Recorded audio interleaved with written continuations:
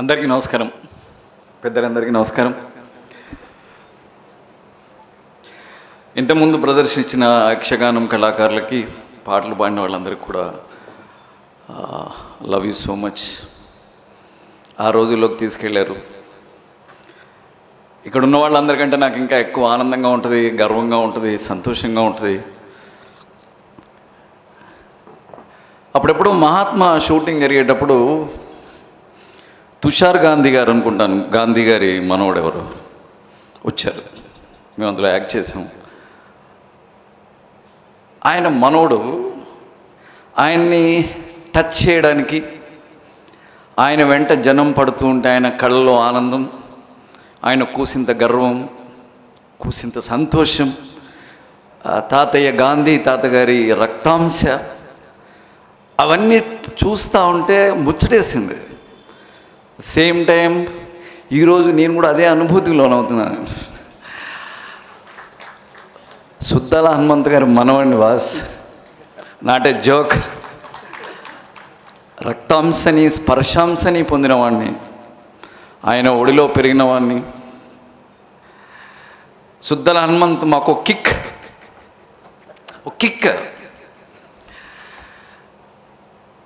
చందాల కేశవదాస్ గారు తెలంగాణ నుంచి ముందు సినిమా రైటర్ అయితే, ఆ తర్వాత దాశరథి గారు వెళ్తే, ఆ తర్వాత నారాయణ రెడ్డి గారు వెళ్తే, ఆ తర్వాత సుద్దాల హనుమంత గారే కదా సినిమా కవి మా భూమి సినిమాలో.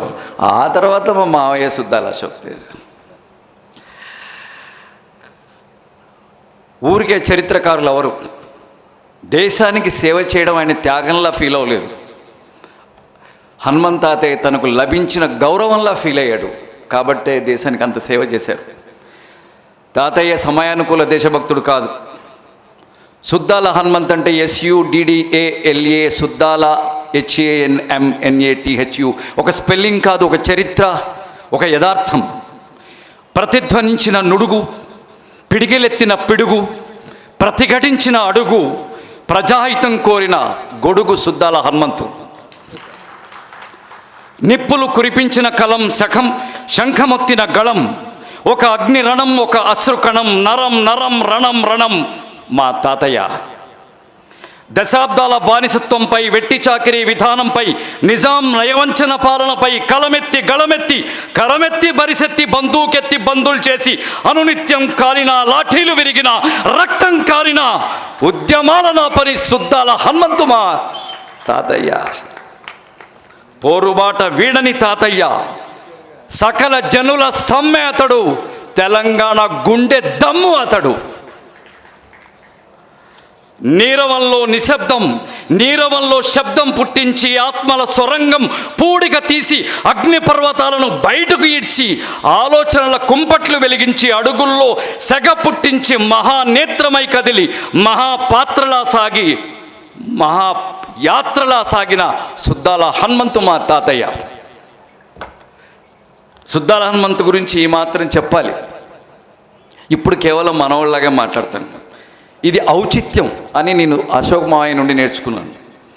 ఒక విషయం గురించి, ఒక కథా వస్తువు గురించి, ఒక కథానాయకుడి గురించి చెప్పాలంటే ఔచిత్యం అవసరం. ఒక దేవుడి గురించి పాట రాయాలి అంటే దేవుడు, ప్రమిద, వెలుగు, అగరబత్తి, ప్రాంగణం ఇలాంటి పదాలే రావాలి. ఒక బడి గురించి రాయాలంటే స్కూలు, చదువు, విద్య, బోధన, ఉపాధ్యాయుడు ఇలాంటి పదాలే రావాలి. కాబట్టి సుద్దాల హనుమంతు గురించి చెప్పాలి అంటే ఒక అగ్నికణం, ఒక అశ్రుకణం అనే చెప్పాలి. కాబట్టి ఆ ఔచిత్యంతో ఇంతసేపు మాట్లాడు. ఇప్పుడు తాతయ్య, మా తాతయ్య బాస్. తాతయ్య ఎంత ముచ్చటగా ఉంది. ఇక్కడున్న చాలామంది పిల్లలకి, ఈ రోజుల్లో పిల్లలకి తాతయ్య, అమ్మమ్మ, నానమ్మ, బాబాయ్, మామ, చిన్నమ్మ, చిన్నాయన అనే అదృష్టం లేదు. ఆ పలికి అదృష్టం లేదు. మేము అలా పలికి పిలిచి పెద్దవాళ్ళం అయ్యాం. అది ఎవరిని? సుద్దాల హనుమంతుని. మాది 2 కళాకారుల కుటుంబం. తాతయ్య సుద్దాల హనుమంతు గారు అయితే మా నాన్నగారు వాక్పతి శ్రీరాములు గారు. తాతయ్య గారు కమ్యూనిస్ట్ పార్టీ తరఫున పనిచేస్తే నాన్నగారు కాంగ్రెస్ తరఫున పనిచేశారు. తాతయ్య పాటలు రాస్తూ ఉంటే నాన్నగారు పాటలు రాశారు. ఇద్దరు ఒకరికొకరు వినిపించుకునేవాళ్ళు. ఎంత ఆరోగ్యమైన పోటీ. ఇద్దరిని కృష్ణార్జునులు అని పిలిచేవాళ్ళు. తాతయ్య ఎవరో కాదు, మా నాన్న అక్క మా నానమ్మ అంటే మా నానమ్మ తమ్ముడే, అమ్మమ్మ ఎవరో కాదు, మా నాన్న అక్క కూతురే. ఇద్దరూ ఆ రోజుల్లో తెలుగు భాష అసలు లేని కాలంలో ఇంత తెలుగు నేర్చుకొని ఇంత సంపదని ఎలా ఇచ్చారు.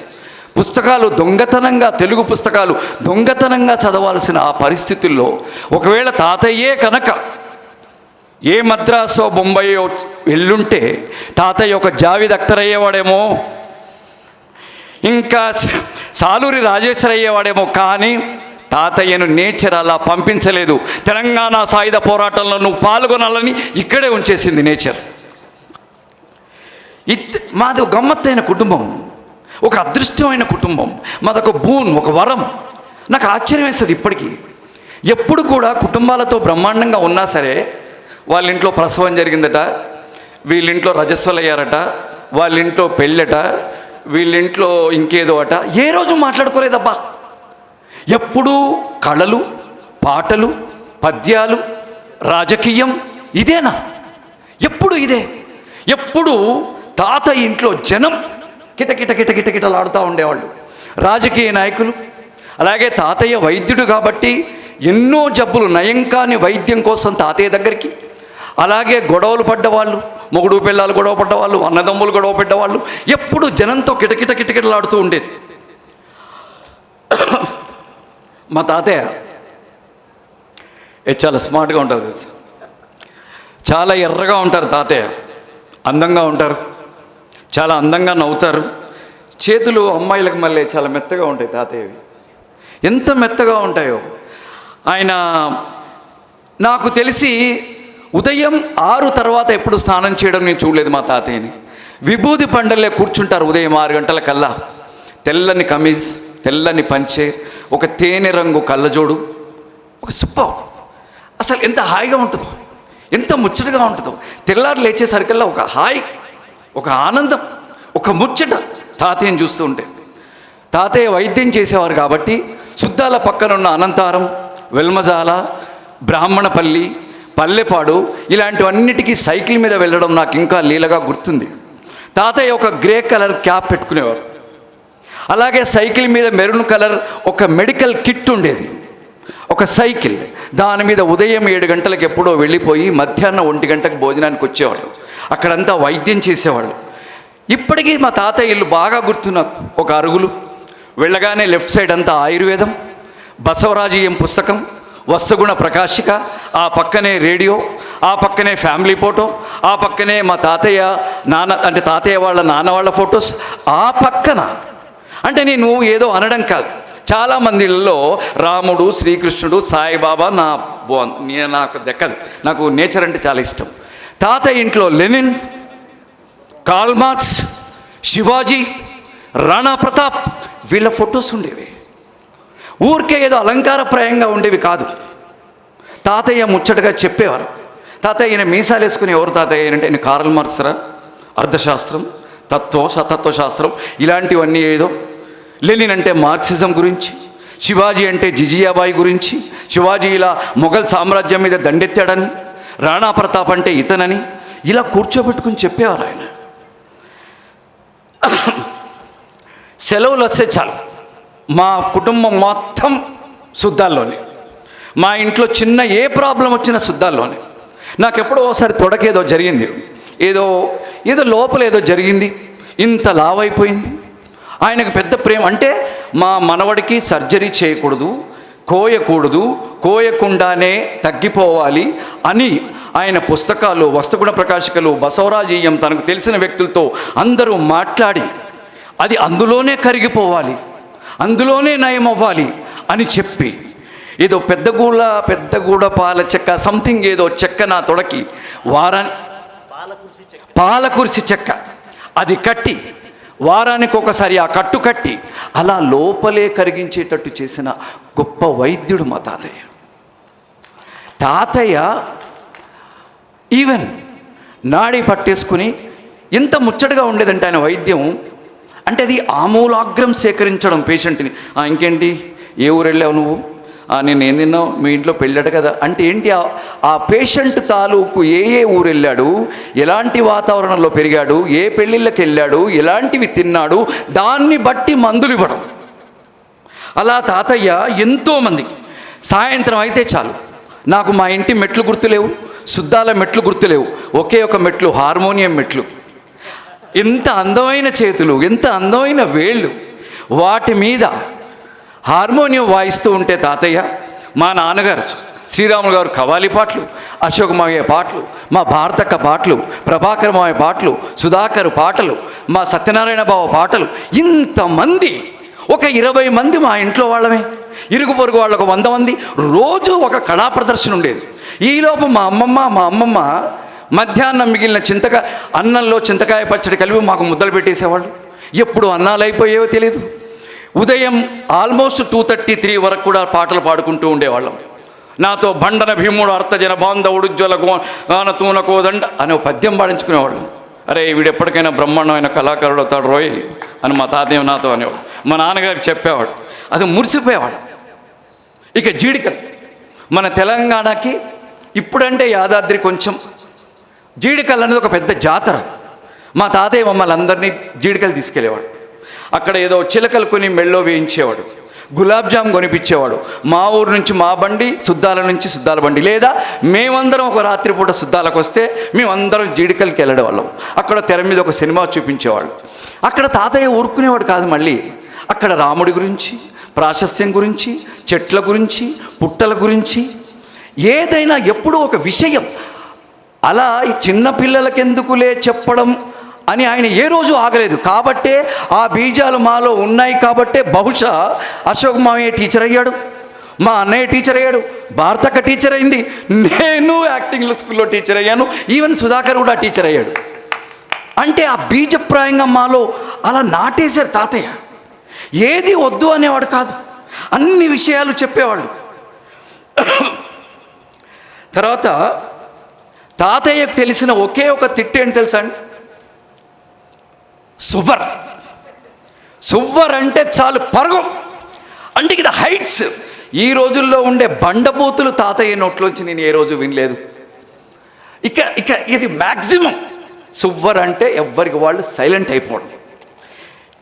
ఇక తాతయ్య గురించి చెప్తూ ఉంటే ఒకరి గురించి చెప్పకపోతే పాపం చేసిన వాళ్ళం. అది అమ్మమ్మ. మా అమ్మమ్మ మిషన్ కుట్టేది, తాతయ్య వైద్యంలో సహాయం చేసేది, ఈవెన్ రాజకీయంలో ముందుండేది.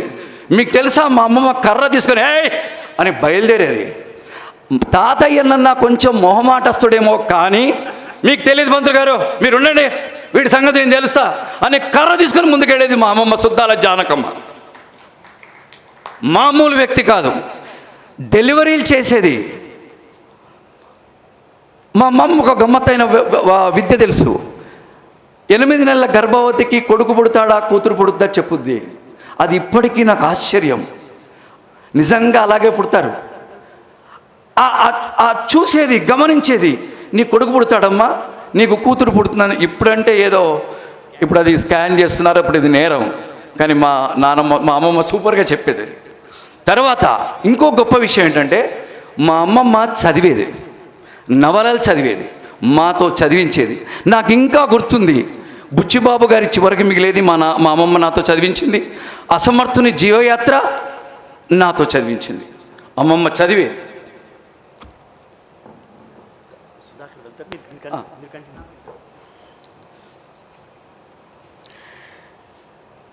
ఒకసారి ఎప్పుడో చాలా గమ్మత్తైన విషయం, అంటే మనవడిగానే చెప్తున్నాను అన్నీ. హనుమంత్ గారు నేను బల్లి మింగేశాను ఒక ఆయన వచ్చాడు. ఆ టెన్షన్ పడిపోతూ ఉన్నాడు. అంటే అది బల్లి బహుశా అతను తాగుతున్న గంజిలో పక్కన పడి వెళ్ళిందో లేకపోతే ఏదో జరిగింది. తాతయ్యకి అర్థమైంది ఏంటంటే, బల్లి మింగితే వీడు ఇలా ఉండడు, వీడికి చాలా ప్రాబ్లమ్స్ వస్తాయి, స్కిన్ ప్రాబ్లమ్స్ వస్తాయి, వామిటింగ్స్ అవుతాయి. కానీ అతను వినట్లేదు. తాతయ్య ఏం చేశాడంటే, సరే నేను ఒక వామిట్ చేయించే నీకు ఒక గోలిస్తాను, నీకు వాంతులు అవుతాయి అని చెప్పి అతనితో వాంతి చేయించి అతనికి తెలియకుండా ఒక ప్లాస్టిక్ బల్లిని తెప్పించి అతను వామిట్ చేసుకుంటూ ఉంటే ఈ ప్లాస్టిక్ బల్లి గంజిలో పడేసి ఇదిగో నువ్వు బల్లి కక్కేశావు అని చెప్పేసి అతని అనుమానాన్ని తీయించేశాడు. దాంతో అంటే ఒక అనుమానం తీస్తే ఒక మనిషి ప్రగతి పథంలోకి వెళ్తాడని తాతయ్య ఆలోచన. అలాగే తాతయ్య మాకు నవ్వుతూ మాట్లాడడం నేర్పాడు బాస్. తాతయ్య చెట్టు చేమతో బాగుండడం నేర్పాడు. తాతయ్య నాకు నిత్యం నేర్చుకునే లక్షణాన్ని నేర్పాడు. తాతయ్య నన్ను కళాకారుడిగా బ్రతకమని ఆశీర్వదించాడు. తాతయ్య నన్ను ప్రశ్నించడం అని నేర్పాడు. లెనిన్ గురించి చెప్పాడు, కార్ల్ మార్క్స్ గురించి చెప్పాడు, అందరి గురించి చెప్పాడు. నా మటుకు నాకు మా తాతయ్య ఒక 70 ఏళ్ల వయసులో ఉన్నప్పుడు మా తాతయ్యని చూశాను. మా తాతయ్య నాకు వాసన కాదు. సుద్దాల హనుమంత్ అంటే ఒక దగ్గు కాదు. సుద్దాల హనుమంత్ అంటే ఏదో రోగపు రొస్సులతో ఉండే వణికిపోయే ఒక మనిషి కాదు. తాతయ్య చాదస్తం కాదు. తాతయ్య అంటే మట్టి వాసన. తాతయ్య అంటే నిలువెత్తు విలువెత్తు మట్టి వాసన. పల్లెత్తు మాట కూడా అని పల్లె మనిషి మా తాతయ్య. ఆ మట్టి మనిషిలోంచి అద్భుతమైన మొలకలే ఉదయించాయి. ఎవరు అంటారు కదా, గుండెల్లో కనుక చెట్లు పెంచుకుంటే కోయిల కూతలే వస్తాయని. అలా మా తాతయ్య నోట్లోంచి ఎప్పుడు కోయిల కూతలే వచ్చాయి.